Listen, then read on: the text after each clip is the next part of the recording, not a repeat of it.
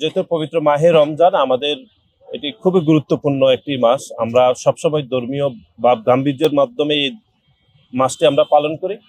এই মাসে বিভিন্ন ছাত্র সংগঠনগুলো খুবই ইতিবাচক রাজনীতি করছে এবং নিজেদের মধ্যে প্রতিযোগিতা করছে। আমরা এটাকে অত্যন্ত ইতিবাচকভাবে দেখছি। 34, 35 সানবিট 1 চামচে 30+ বাসন পরিষ্কার।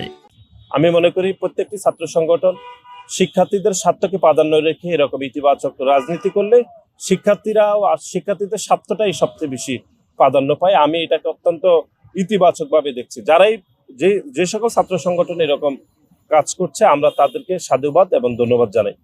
আর এর বাইরে আরেকটি বিষয় সেটি হচ্ছে, দেখুন, বাংলাদেশ জাতীয়তাবাদী দল বিএনপি এখন রাষ্ট্র ক্ষমতায় রয়েছে। আমরা যারা ছাত্রদলটি এখন আসলে করছি তারা এই জেনারেশনের কেউ আসলে বিএনপিকেও অতীতে রাষ্ট্র ক্ষমতায় আমরা দেখিনি।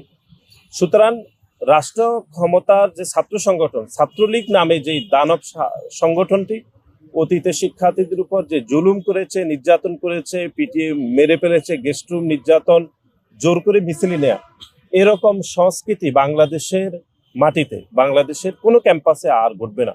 গণ অভ্যুত্থান একটা ইতিবাচক রাজনীতির মাইল ফলক। আমি মনে করি এই গুণে ধরা এই গতানুগতিক এই সন্ত্রাসের রাজনীতি 5ই আগস্টের ছাত্র জনতার গণ অভ্যুত্থানের মাধ্যমে এটি পরিসমাপ্তি ঘটেছে।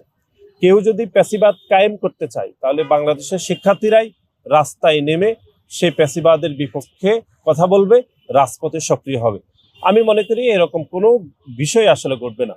বাংলাদেশ জাতীয়তাবাদী ছাত্রদল অত্যন্ত ইতিবাচক রাজনীতি করছে। আমি মনে করি যে ইতিবাচক রাজনীতিতে শিক্ষার্থীরা অনেক বেশি উদ্বুদ্ধ হবে এবং ভবিষ্যতে বাংলাদেশ জাতীয়তাবাদী ছাত্রদলের রাজনীতিতে শিক্ষার্থীরা আস্থা রাখবে বলে আমি মনে করি।